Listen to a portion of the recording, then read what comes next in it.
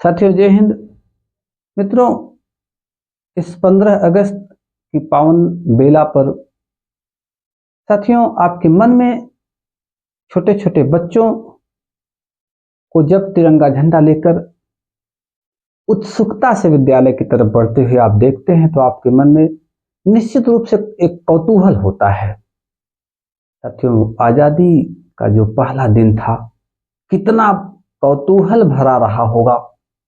तो लगभग 200 वर्षों की कठिन तपस्या के बाद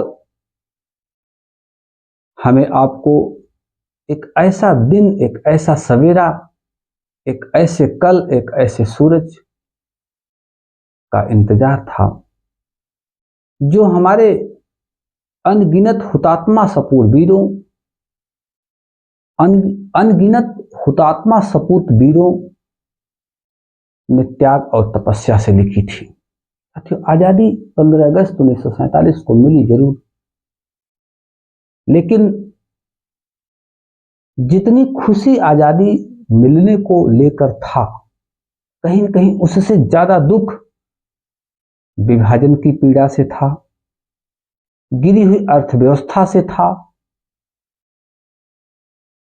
भूखमरी से था, बेकारी से था, और सबसे बड़ा जो संकट था उसमें सांप्रदायिक दंगों से था। इसके बाद भी साथियों लाखों की संख्या में लोग दिल्ली के लाल किले के सामने उपस्थित हुए, जहां पंडित जवाहरलाल नेहरू ने पहला जो स्वतंत्रता दिवस का पहली बार तिरंगा झंडा फहराया। लोगों के मन में आजादी से ज्यादा कौतूहल तो विभाजन को लेकर था। एक शरीर में एक टीस थी, एक पीड़ा थी सांप्रदायिक दंगों को लेकर। जहां आजादी में एक तरफ दिल्ली के लाल किले पर तिरंगा झंडा फहराया जा रहा था, वहीं महात्मा गांधी दंगों को शांत कराने में लगे थे। साथियों, इस बात से आप विश्वस्त हो जाइए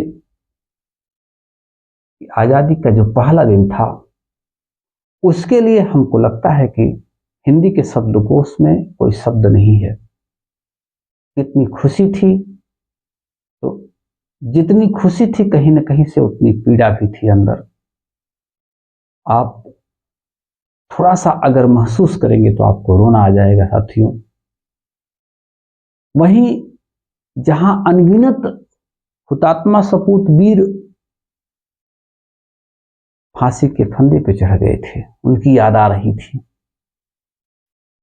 कितने लोगों को अंग्रेजों ने गोलियों से भूंज दिया था, उनकी याद आ रही थी। कितने लोग जेलों में आमरण अनशन से मर गए थे, उनकी याद आ रही थी। कितने लोग काले पानी की सजा से मर गए थे, उनकी याद आ रही थी। साथियों, आजादी का पहला दिन इतना दर्दनाक था कि उसको शब्दों में बयां करना